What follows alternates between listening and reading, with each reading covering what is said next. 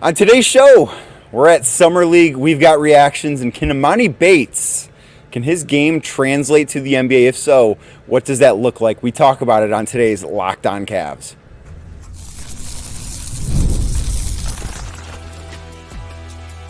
You are Locked On Cavs, your daily Cleveland Cavaliers podcast. Part of the Locked On Podcast Network, your team every day. Thank you for making Locked On Cavs your first listen every day. You can find the show wherever you get your podcasts, Apple, Spotify, anywhere else. Be sure to give us a 5-star review. Leave some nice words in the comments. You can also check us out on YouTube. Just go on YouTube, search Locked On Cavs, click on this video.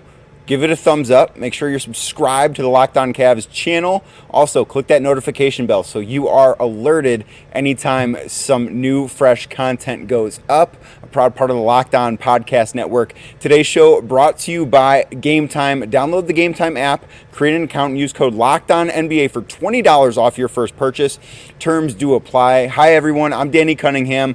At Summer League, you might know me from my time covering the Cavs at places like 92.3 The Fan, Cleveland Magazine, and a number of other stops along the way. I've got Spencer Davies with me from Cavs Insider. We just watched the Cavs take on the Golden State Warriors. They lost that Summer League matchup, so their quest, Spencer, to repeat as Summer League champions fallen short. There's going to be no parade in Cleveland this summer as the Cavs won't be winning the Summer League, but there's plenty to take away from today's game. And I want to start by talking about Emoni Bates because I think Emoni Bates is always a hot button topic with this fan base, with this organization. Is he someone that could maybe, possibly, potentially, kind of one day almost change the ceiling for this team?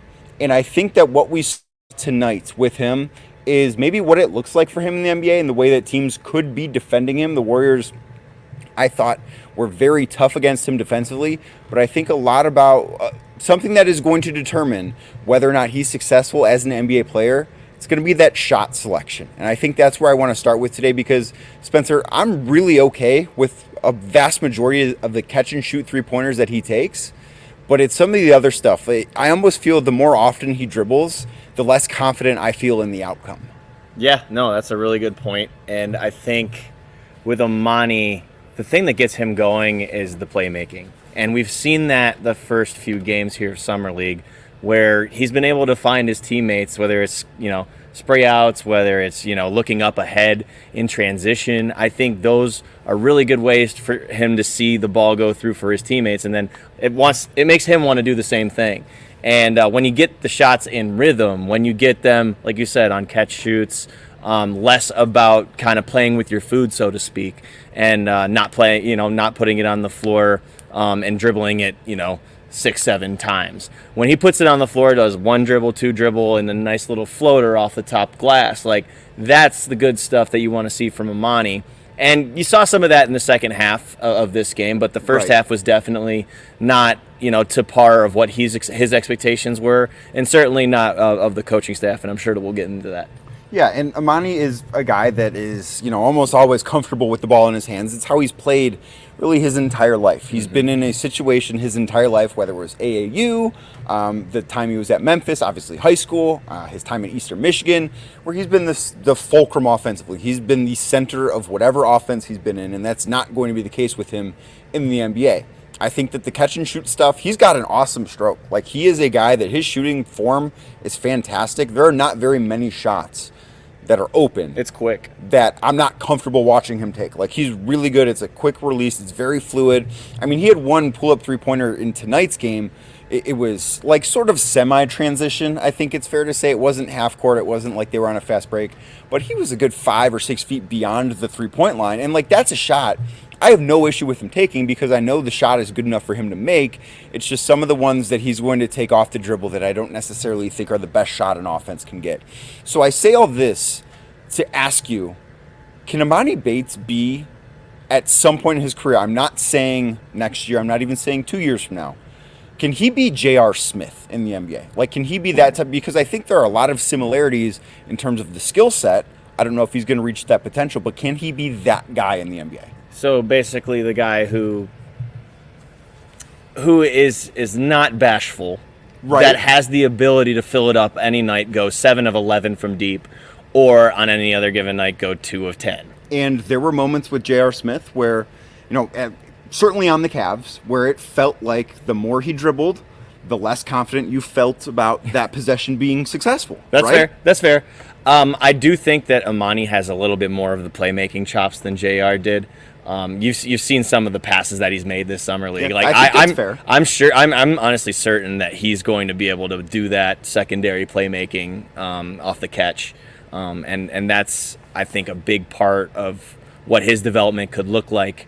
But as far as the jump shot goes, I could see what you mean there with Emoni. I think there might be a little bit more unrealized potential that we have yet to see in the form of his offensive creativity and the way that he can create his own shot, create for others, and also get off those dribble handoffs and quick release right off the bat. So he's got a bright future. It's going to take some time. And what I was told, it was when he got drafted, was that it was going to take 2 to 3 years.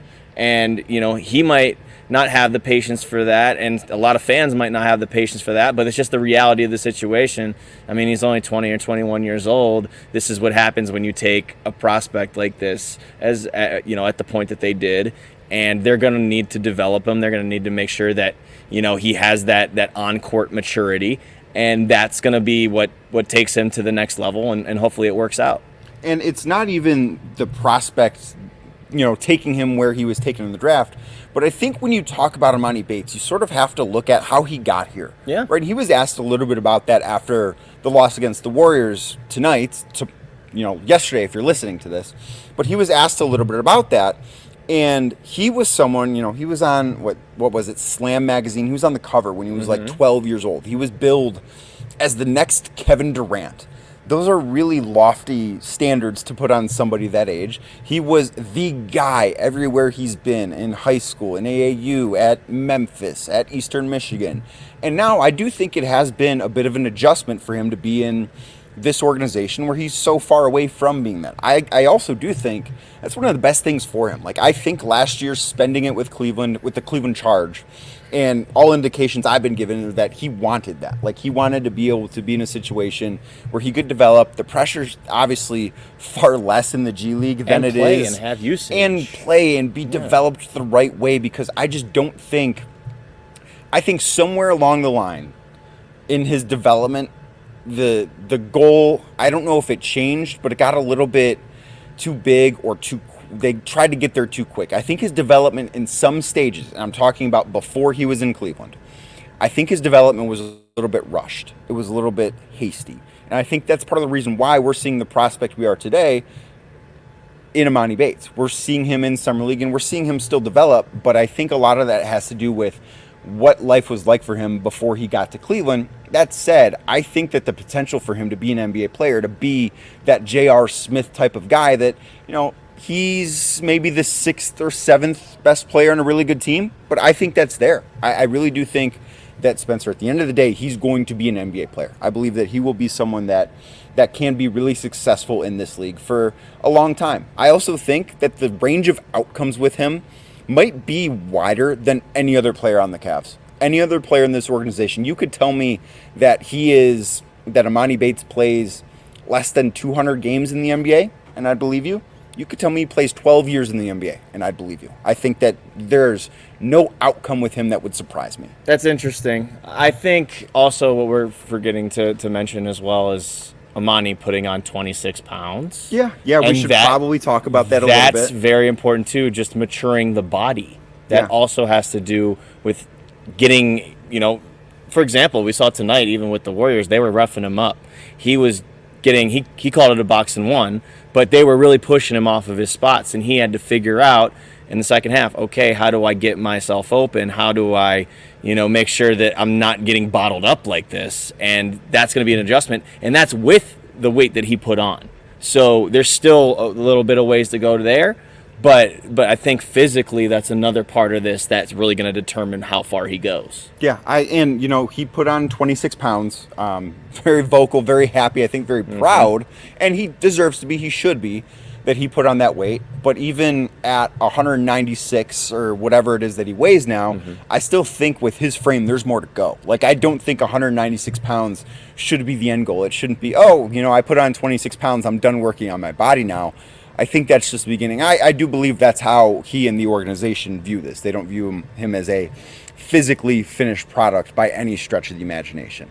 Another guy that's not a finished product, that is in his second summer league and is working on certain part of his games, well, it's Craig Porter Jr. And I think the key for a successful season for CPJ is something that we saw on display tonight here at the Cox Pavilion in Las Vegas. We're going to talk about it next, right here on Locked On Cavs. Today's show is brought to you by GameTime. GameTime, of course, is an authorized ticket marketplace of Major League Baseball, and that means it's easier and faster to get tickets to whatever MLB game you want to be going to. Obviously, there's no MLB games out in Vegas. I did think, however, about going to a Las Vegas Aces game Tuesday night here in Vegas. I checked GameTime. Price is good. Deals great. It's just a little bit too tired after being in the gym all day to make my way over to check out the Aces. But every time I want to go to a Cleveland Guardians game, GameTime is the place that I go. They've got killer last-minute deals, all-in prices, plus the view from your seat, which I think is very important. If I'm going to a game, if I'm paying money to go watch a sporting event, I want to know what the field or what the court is going to look like before I sign up to go to that game. I also think that the thing GameTime does that is very important, they show you the all-in price. You're not going to see a surprise when you go to check out, it's actually $20 more. GameTime doesn't do that. That's not what GameTime's about. They're going to show you what you're going to be paying up front. They take the guesswork out of buying MLB tickets. So do that. Download the GameTime app, create an account, and use code LOCKEDONNBA for $20 off your first purchase. That's code LOCKEDONNBA, LOCKEDONNBA, and you'll get $20 off your first purchase. Terms do apply. Again, create an account, redeem code LOCKEDONNBA for $20 off. Download GameTime today. Last minute tickets, lowest price guaranteed. So, Spencer, Craig Porter Jr. is a guy that I do think, under the right circumstances, should be contributing to the Cavs this year. I think that there's a very real world where he's that third point guard, and of course the top 2 point guards are both in the starting lineup in Darius Garland and Donovan Mitchell. So I think that's a real world, and I think in order to make that work, obviously he would be playing a good chunk of his minutes alongside one of those guys. The Cavs are not going to win their whole.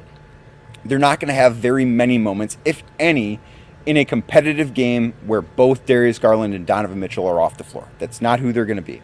And Karis LeVert's certainly going to fill some of those minutes, but I still think there's room for CPJ in that lineup. And I think a big part of this has to do with how he evolves as a three-point shooter.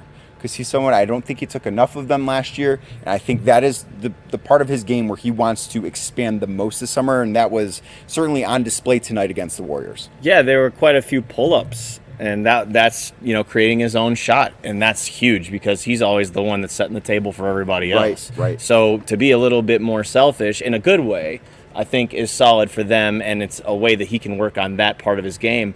But in addition to the pull-up threes, I think off the ball is where they were really talking about, and you just mentioned it. If he's playing next to Darius Garland or Donovan Mitchell, then he's going to have to learn how to do the catch shoots. He's going to have to learn how to get it going on cuts. He's got all the tools. He's got the athleticism. He's got the smarts. I think that there's no question that he can play next to either of those two. But that's what they're working on in Summer League with him, trying to get him off the ball. He's the organizer, but they're still running sets where Jaylen Tyson's bringing the ball up and he's getting off of it. So I think he looked pretty solid tonight despite the team-wide effort in this one. I think that Craig Porter Jr.'s got a long way to come as far as it being an NBA player, and that's a good thing for the Cavs. Right, and I think he's someone that is going to be an NBA player for probably 10 years. Like, I think he has a long career ahead of him. I really believe in him as a basketball player. And in watching him in person tonight for the first time since the end of the season with the regular season with the Cavs, I thought his shot does look better. I think it looks a little bit smoother, and you can tell just by watching him in person that has been a big point of emphasis for him throughout what has been, not the longest summer, because you do have to remember too, and he talked about this when the Cavs had availability prior to Summer League back in Cleveland, he talked about how his ankle is not quite yet 100% from that nasty ankle injury he had the final regular season game against the Charlotte Hornets way back in the middle of April. So you do have to take that into mind. But to me, he looks like someone that has put in a ton of work, not only to get healthy, but to work on that jumper. And I think you can see that it is starting to pay off a little bit. And when you play the way that Craig Porter does, you're going to earn yourself minutes. I mean, this guy goes up and tries to block guys that are twice his size. He's in everyone's grill. He's going after 50-50 balls. Same with Jaylen Tyson, by the way, and I'm sure that we'll talk about that. We are going to get to Jaylen Tyson. But I have a lot of thoughts on him, and we will get to him coming up. Okay, but with Craig in particular, just getting him off the ball, making sure that he's being aggressive as a scorer in addition to his playmaking abilities. He knows how to push the ball. He knows how to slow it down and lull his opponent to sleep so that he can do that, slow to fast to get to the basket, that deceleration, that acceleration. He's very good at that part of his game too. And the handles are really nice. So they've got a nice player in Craig Porter Jr., and I'm excited to see what Kenny Atkinson thinks of him. Yeah, I am too, and I'm glad you mentioned the slow to fast aspect of things, Spencer, because I think when you're a point guard in the NBA, it's a really important thing for me to be able to see guys that play at different speeds. Like, part of the reason why I was never in love with Colin Sexton as a basketball player in Cleveland was it felt like he only had that go speed. Like, he had to play fast, it felt like to me, where if you watch Craig Porter Jr. right away, and I think part of this is because he came into the NBA with so much experience. He spent so much time in college. It's not as if he was a very raw 19-year-old prospect. He came in with experience, but he can play fast. He can play slow. He's always been able to do that. I think that's a really big asset to his game. And I'm glad you brought up the defensive tenacity he plays with, because so often you do see him trying to block the shots of guys that are much bigger than him. That happened in tonight's game. He got called for a foul. He was not happy with the call. It was kind of close. I thought it was kind of close. Blocked. Like, I thought he had a case there. I was a little blocked out by the stanchion down there, but I thought he had a case. Like, I thought that might have been a block, but the point is, you see those plays from him all the time. It's not as if that was a one-off and he was mad because his highlight play got called for a foul. He was mad because he does that all the time and he feels like he doesn't foul because it's a routine thing for him. So I do think, despite him not being the biggest guard in the world, there is a little bit of defensive upside there. I do think so. There is, and when you have someone who's able to kind of get that ball pressure in there, that's going to lead to turnovers. That's going to lead to rushed passes that might lead to turnovers. Right. Like, those are the types of plays on the defensive end that he can make. He goes after and gets steals. Like, these are big plays for a guy who's not very big. No, he is no bigger than 6'3", and I think even 6'3" might be pushing it. He's like 6'2.5". He's not much bigger than I am, and to be an NBA guard, it can be challenging at that size. And we can say the same thing about Darius Garland, because I actually think Craig Porter Jr. might be a little bit bigger than Darius Garland. Yeah. Right? I think that's just the sort of size of player that you're looking at. The other point guard that played tonight that I make sure I want to spend a decent amount of time talking about, Jaylen Tyson. So, Cavs first-round pick, number 20 overall, didn't light up the scoreboard tonight. I don't think he had a super impactful game on that end. There are some things that he does, but what I thought was interesting that Cavs Summer League head coach Jordan Ott had to say after the game was about how they built the second lineup tonight, which was the lineup that played much better than the first lineup. I mean, they came out of the gates, they were down 7-0 before you even realized the game had started.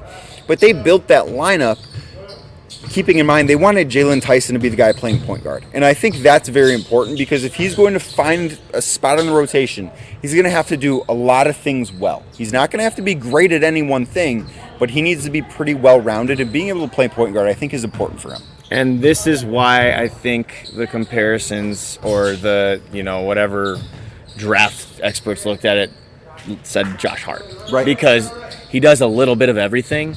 And the way I look at Jaylen Tyson after just a few games of watching him here in Summer League is he's a connector.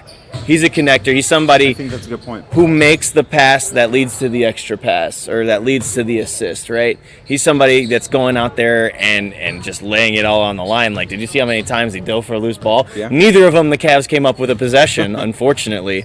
But that kind of hustle, that's going to earn you PT, and that's going to earn you a lot of good grace with the coaching staff. So Jaylen being able to do that, having the athleticism he has, he does not seem to turn down shots from what I saw. He knows how to pick and choose his spots.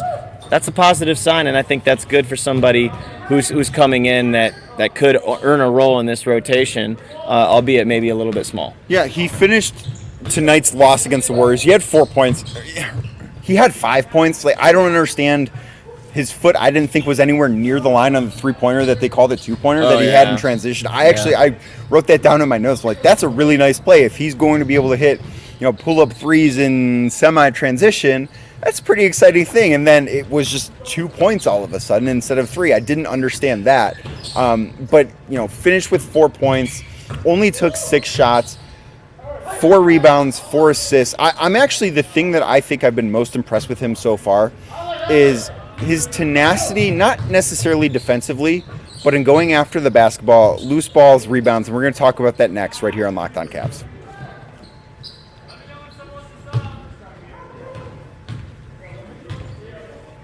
Thank you again for making Locked On Cavs your first listen every day. I'm Danny Cunningham. He's Spencer Davies with me today.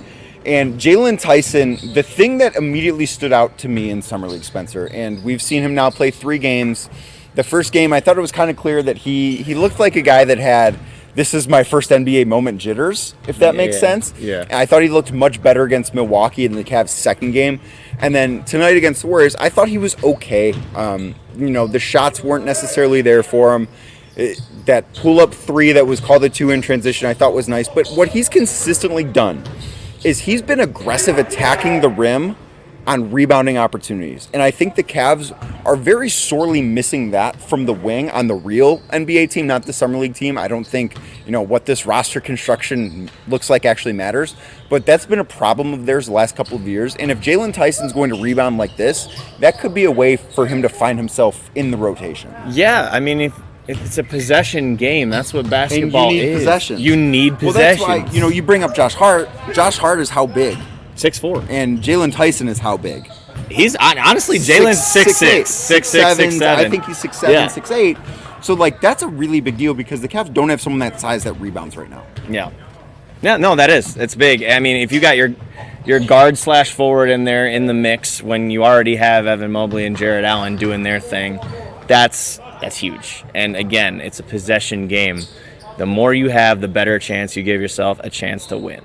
So, who looks? Yeah, so that is something it's very important. The fact that he's doing that, I think, is a really good sign right away.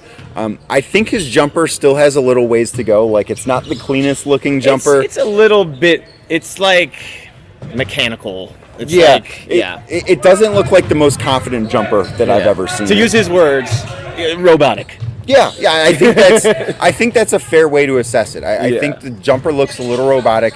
It's got a little bit of ways to go. What else? Do you have anything else on Jaylen Tyson? Because I do want to talk about Luke Travers too. Didn't have the best game, but do you have anything else on Jaylen Tyson before we move on? I think we covered it from the defensive standpoint and from the way that he was able to make his offensive presence felt, even though he didn't he didn't take that many shots.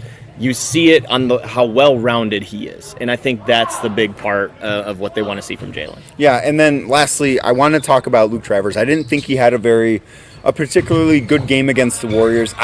Maybe it was just one of those nights for him. I'm not sure, but he didn't pop off the screen, or I guess pop off the floor, because I was watching live here in Cox Pavilion.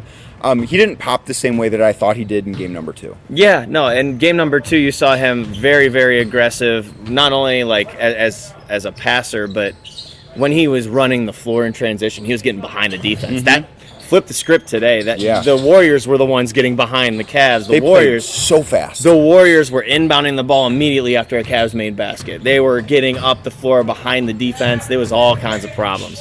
The ones were not good for the Cavs tonight. But with Luke, I think the way that he can make himself useful on this team and try to vie for one of those two-way spots is he's got to make his shots. He's got to make his threes. Yeah. And if you're not also attacking those closeouts, because you got to make the threes, and then that's the first part. Mm-hmm. And once you start making the threes, then teams are going to have to pay attention to you.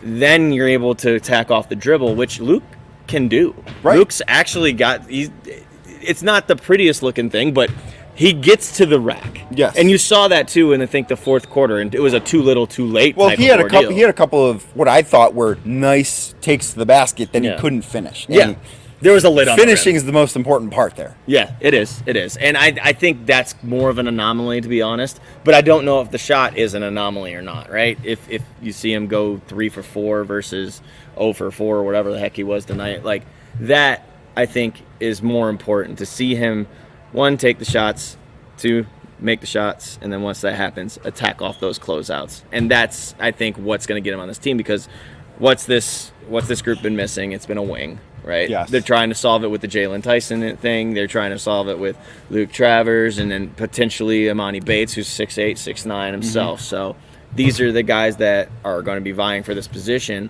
And, yeah, they're not going to have it this year. That's not going to be their starting role. Right. But this is what they're grooming it into. Yeah, and we will see. You know, I think that there is an NBA role player in there somewhere with Luke Travers. There is. I'm not sure when that role player is going to make it to the NBA. I don't know if it's going to be this year. I don't know if it's going to be next year. I don't know if it's ever going to happen. But I do think that somewhere in there it's there. Joe Ingles. How long did it take him to get to the NBA? I Right? don't know off the top of my head, but it wasn't the quickest thing. It was a very long time. And he's, fellow Aussie. A lot of people, including Luke Travers, has talked about how much he looked up to, like, Joe Ingles, and that's kind of how he compared his game in a Right. way. So if you're that guy who's able to do a little bit of everything, again, versatility is the name of the game in basketball. I feel like I'm sounding like a broken record right now, but it's true. If you're able to if you're not a one-trick pony in this league, you're going to give yourself a chance. Yeah, I could not agree more. He's Spencer Davies. You can find everything he does at Spin Davies on Twitter.